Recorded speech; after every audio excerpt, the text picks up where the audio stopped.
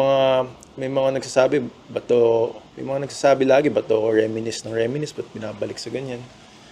Eh, ano palang gagawin mo, di ba lang namang manghula ka. Today, I just recently found out na may nag-upload na naman ng hinahinay lang. Minsan kailangan natin ng silence sa buhay. It's not so much the public, private kind of thing. I'm not into celebrity stuff, alam niyo naman yun. Kung kaya mo magsulat, kaya mo magbasa, magagawa mo rin yun para sa sarili mo. Yung fact nga na hinihintay ko talaga yung mga moment na ganito medyo tahimik, wala masyadong pupukan. Have a grasp on ano talaga yung inisip ng mga tao. Because tapos na tayo sa panahon na yun yung parang merong madlang people kind of BS. Wala na naman tayo dun eh. I mean, I use and communicate through AI a lot. You know, like, people trying to make a mystery out of what I'm doing. Eh, sa akin, ayan na nga eh, di ba? Nagashizuki, training up potato.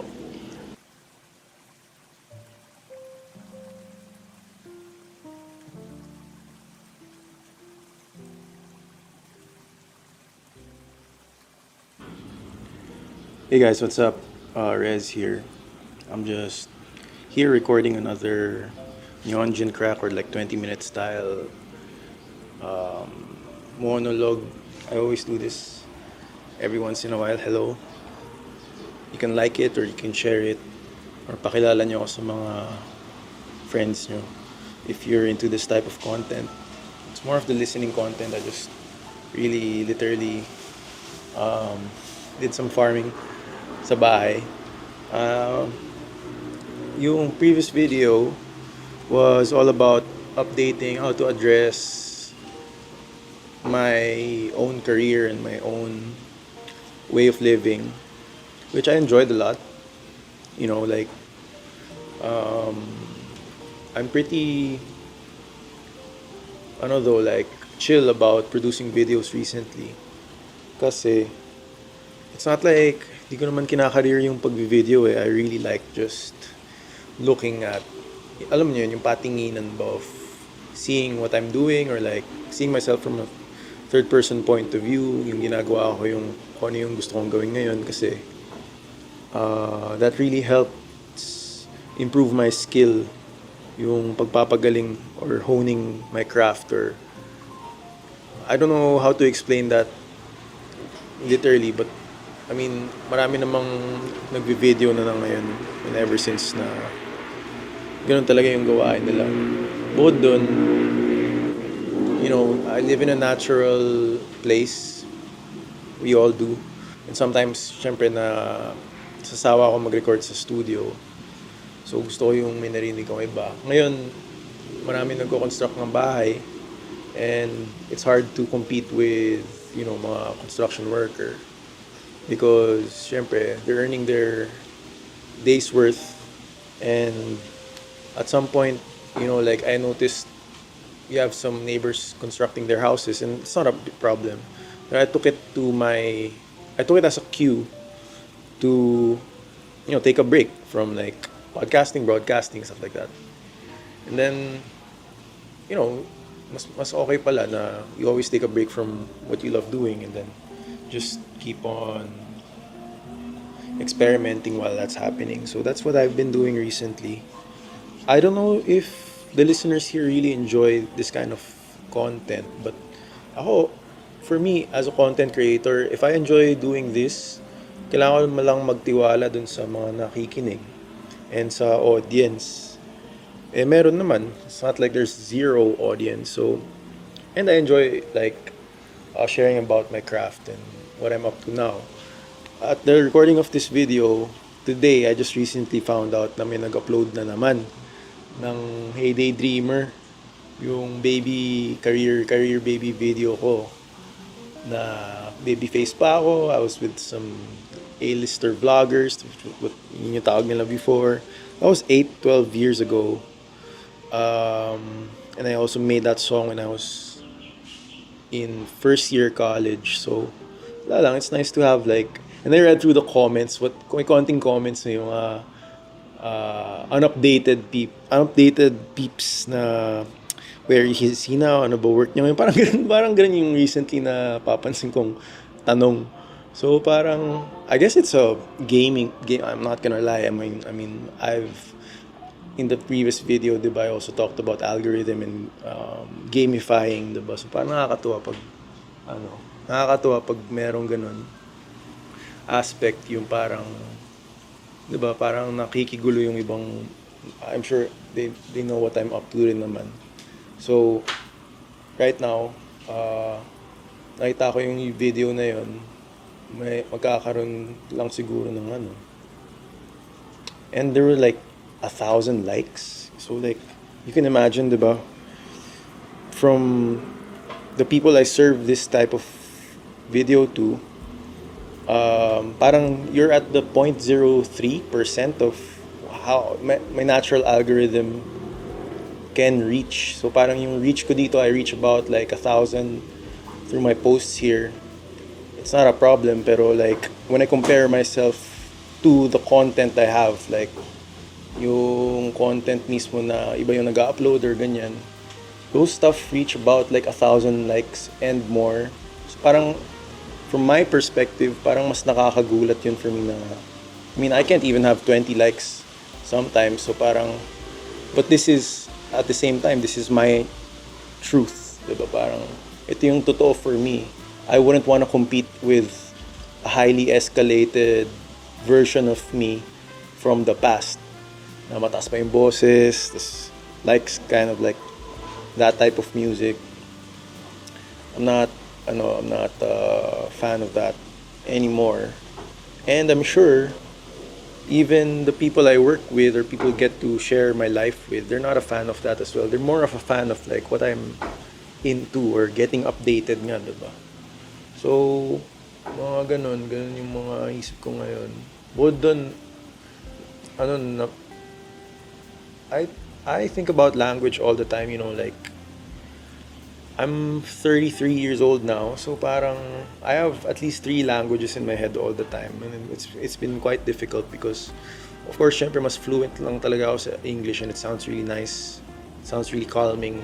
Pero kung nagtatagalog din ako, my theory nga dyan, yung base Tagalog is very dismantled. Parang it's just like the underlying psychological language. But I always translate it. I always try to use another language. For example, yung lagi kong nasa isip ko yun, Bukkyo ni Yurashimasu. Yung sabihin ng phrase na yun, galing yun sa Buddhism, Bukkyo ni Yurashimasu. So, Bukkyo is Buddhism. So parang as an Asian guy, when I encounter like this or that dualism or mga deeper quote-unquote intellectual stuff, you know, I always think, oh, galing na yan sa Buddhism, di ba? Parang tinuro na yan ni Buddha. And yung sa Tagalog culture naman, yung joke na Buddha, taas yun, di ba? So, that's just what I mean by like, when I get deep sort of into thinking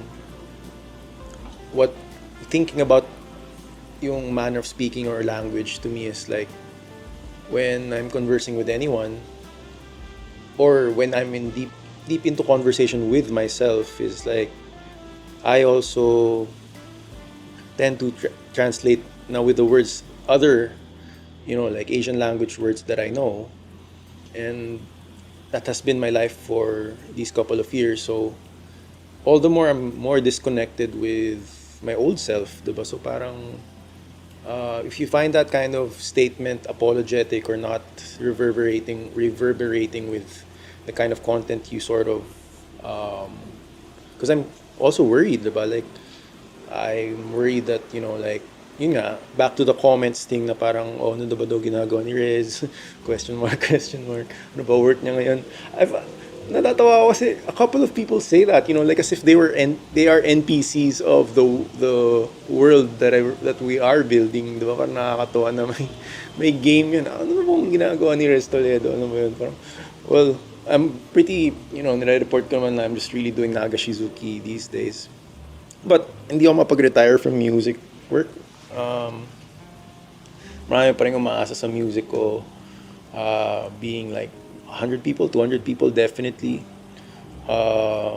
Na kahit sila yung nauna, may anak na sila, di ba? May mga anak tayo, tapos parang memories na lang sa inyo yung mga pinagsasabi ko. And like, some of, a good percentage is like really, like, a good reason would be like, for the nostalgia effect, like, maganda naman talaga mag-trace back if you made some history, if you're part of some music history. It's very good, very healthy, di ba? Yung may mga nagsasabi, may mga nagsasabi lagi, ba't to reminisce ng reminisce, ba't binabalik sa ganyan?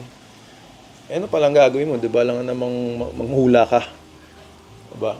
Eh, now, back to sort of when like insecurity as well, like, I noticed myself saying like, how do you say this? How do you say that? Diba? And medyo tumatanda na rin ako. And bukod sa hindi na ako masyadong naipag-usap with, wala naman eh. Before, meron pang challenge of like talking to people in the clubs, talking to waiters, waitresses, and any type of people, rich people, normal people, driver ng mga taxi, lagi ko parang brad ko yung mga naghahatid sa akin eh. What I just mean is like, it's my call on reality now is like, it's really hard to have a grasp on ano talaga yung inisip ng mga tao. Because tapos na tayo sa panahon na yun eh, yung parang merong madlang people kind of BS. Wala na naman tayo dun eh. I mean, I use and communicate through AI a lot. If this video becomes subtitled, for example, it's a lot of AI generation. Hindi na tao yung gumagawa nung reality natin for the longest time. Hindi na tao. US has been like, grilling social media platforms like TikTok, Zuckerberg and X, for example. But, like, they would just literally, and my call on that is just like, they would just literally sort of put their human leaders up front as a sort of a patinginan nga yun, a shell, as a cover. Pero everybody knows it's AI driven. Like, no amount of human moderation can really regulate the amount of big data that's going around. It's parang they just want to make us believe na, well, pwede rin naman eh, diba, na Zuckerberg is responsible, that the CEO is responsible. But the way digital world and digital philosophy or mechanisms work even is pag sobrang dami na, AI na yung gumagawa niyan. Like, which is why I trust so much on the algorithm or people who, it's so much more dangerous to sort of click on this stuff if you're like agreeing with that. Like, even my best friends, like, hide my true self from other people. Yun nga, diba, na I would see in comments. Like, people trying to make a mystery out of what I'm doing. Eh, sa akin, ayan na nga eh, diba? Nagashizuki, training up potato. And then, I like updating, like, people with my shizena, what's natural with me. And the sounds, diba? Like when I touch grass is something that people replace now with touch bass, diba? Well, let's touch grass, or let's be based around what we're trying to do here. Diba? When I touch my stuff, parang naalala ko pa rin na, nga pala, I can run vlogs, like I can do some sort of a monologue. I have stuff on Spotify, and I somehow learned how to present the dream like this in such fashion na hindi ko rin naman maiwanan, of course, sa bahay or when I'm hanging out with friends here in the veranda or something, or even outdoor stuff, like, syempre may ibang unrecorded type of language that's going on. For example, in gaming, diba? Mga gamers pa dyan, nanonotice mo eh, pag gaming mode na, iba yung pagsasalita mo. Tapos yung gamer, ganito magsalita. Yung video vlogger, ganito magsalita. Yung farmer, ganito magsalita. But I'm interested in sort of the Venn diagram, yung litid nun, diba? Kung ano ba pinagsasabi ng mga ano ngayon. Kasi usually, you would find yourself in, para mas general lang. Kasi usually you would find yourself in like, I would say, an extreme your fragmented self would find itself in sort of an extreme algorithm algorithm dictated part of the neural network. Yung, kumbaga yung brain ng internet, nandun ka lang sa specific. The more general you are, the heavier it seems, like, mas mabigat, di ba? Oo nga, no? Ang wide ng scope ng pwede mong pag-usapan. Then, mas tumatagal ako sa pwede kong i-record. Which is very vital for someone like me. Kasi I have been recording for close to 15 years. Wala namang year na may mga years na sobrang dami kong na-record. Nagre-record ako ng hangin, ng tubig. Uh, and then nagre-record ako ng mga hindi bagay na hindi nakikita. So, imagine mo na lang paano ako aalis mula doon, diba? Parang ngayon, nire-record ko talaga kung ano yung nasa utak ko na. And maraming application yan, bukod sa pamura na ng pamura yung technology. If you just develop a habit, for example, araw-araw tayo kumakain, araw-araw tayo nagda-drive, o araw-araw tayo nakipag-usap sa mahal natin sa buhay, just be conservative in the practice. Yung bang araw-araw ka kasi ginawa ko ito araw-araw for a while and nakita ko, ang daming data, sayang sa memory, blah, blah, blah, and I get challenged, and I feel the power in it. But I'm not a TikToker, so parang mas focused lang din yung it's not like it's super spread out to millions of people. So mas nararamdaman ko din parang mas double-edged sword siya in that way. Yun, napansin ko na hinahinay lang. Minsan kailangan natin ng silence sa buhay. It's not so much the public, private kind of thing. I'm not into celebrity stuff, alam niyo naman yun. And I'm so sad by like the fact that a lot of people have to transition to, like the discussion of what is an artist, diba? An artist is an artista. Diba? That discussion is a linguistic problem where a lot of educated people or academic people have given up on. Diba? Parang suko na sila dyan alam mo yun. Basta sikat ka, okay na yun. Period na yun sa iba Okay na yun. Sabi nga nung kapatid ng kapatid ng friend ko na, Brad ko na talagang legendary artista na siya. Sabi niya, lumabas ka sa TV Tapos parang, alam mo yun, totoo naman, lumabas nga naman ako sa TV before. Tapos for a good amount of people, for the general people, yeah, that's so woke. And like, swerte na yun sa ibang tao. But now, we tend to realize na zombified nga yun, di ba? Parang yung reality na yun, na zombie tayo dun, yung panahon dati na Channel 2 at Channel 7 lang yung mainstream media and reality. Tapos parang wala kang way na makagawa or makapili ng sarili mong thing. Which I'm not, I'm privy on always saying, kung kaya mo magsulat, kaya mo magbasa, magagawa mo rin yun para sa sarili mo. Yung fact nga na hinihintay ko talaga yung mga moment na ganito medyo tahimik, wala masyadong pupukan. Para lang magkaroon ako ng pure, diba, what do you say, like, yung zen ko bumalik, diba? Like, every day there's purity, there's new purity every day. Sasabi naman niya kahit sa scripture naman, sasabi niya yung sunod na araw. Pati yung ayoko sabihin ngayon, bukas ko nasasabihin, diba? Kasi iba pa rin yung purity bukas.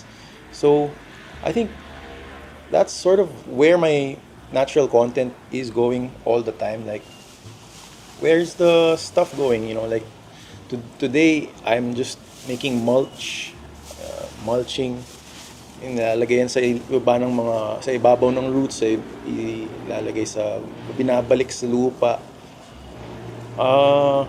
A lot of us don't know, or not that we've forgotten, mga ganyan yung language ng mga tribo, nakalimutan na si ganyan, or like nagagalit na yung tribalistic yung pag-iisip ko, ganun yung parang nilimot natin ang mga ganito at nagagalit na blah blah blah. No, that's not the case. We just really aren't aware anymore of how we get to go back.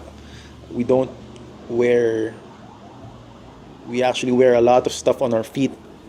We don't walk barefoot anymore. We don't walk anymore. Diba? We've forgotten how to walk. We've forgotten how to get up from the bed. Diba? Minsan, we only know how to put the screen on our faces right from waking up. And we don't know how to listen. We don't know who to listen to. And we don't know what to base our lives on. And like, these are general problems na makikita mo. You could ask an AI, or perhaps already your phone is just waiting for you to ask that, and then it's one of these days it serves you this kind of content, or or brings you closer to the answer which is already found in the internet. So parang I have no idea if that makes sense to you, or maybe I'm just really creating relaxing content for me, and practicing also. Kasi ang mangyayari nito, syempre papanoorin ko yung vlog ko, and then that will be my statement, and then yung ibang nanonood dito, yun na rin yung magkakaroon sila ng sarili nilang version of what they got from, this is how publishing works. This is how I think responsible use of media and tools and journal. Wala naman akong nireport eh. Sinabi ko lang, magpa-farming ako eh. Ganun na nga. So I'll end with that, and I hope to be able to produce more of these real soon. And happy gardening, happy farming, and happy working on your new lives. Peace.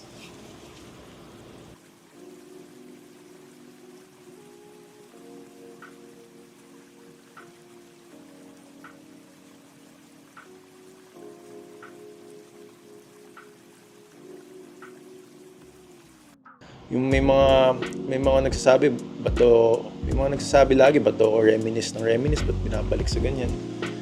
Ano palang gagawin mo, di ba lang namang manghula ka? Today, I just recently found out na may nag-upload na naman na hinahinay lang. Minsan kailangan natin ng silence sa buhay. It's not so much the public, private kind of thing. I'm not into celebrity stuff, alam niyo naman yun. Kung kaya mo magsulat, kaya mo magbasa, magagawa mo rin yun para sa sarili mo. Yung fact nga na hinihintay ko talaga yung mga moment na ganito, medyo tahimik, wala masyadong pupukan. Have a grasp on ano talaga yung iniisip ng mga tao. Because tapos na tayo sa panahon na yun yung parang merong madlang people kind of BS. Wala na naman tayo dun eh. I mean, I use and communicate through AI a lot. Like, people trying to make a mystery out of what I'm doing. Sa akin, ayan na nga eh, diba? Nagashizuki, training up potato.